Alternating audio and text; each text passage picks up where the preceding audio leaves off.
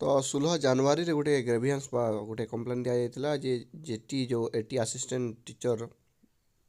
आसबार post अच्छे सहीटा केते दूर माने एटा ହେଇଛି तो जहाँ जना पड़ुची ସେଇଟା एक्चुअली माने फाइल काम सरी है फाइल काम सरीकिना तार जो फाइलटा एबे आईन विभाग रे अच्छी बा सब आमर बजेट रे यही बजेट एलोकेशन कले जना पड़ जे एटी ता केबे बाहर एंड जेहेतु आमर सी जो 7,000 पोस्ट सेपा तरफ फॉर्म फिलअप कौन हम कौन ना सेटा जना पड़े से ओटीटी रिजल्ट टिके डेरी कर एक्चुअली ओटीटी रिजल्ट तो माने ऑलरेडी माने पब्लिश हो जिते बेले चाहिए पब्लिश करें सब सरीगला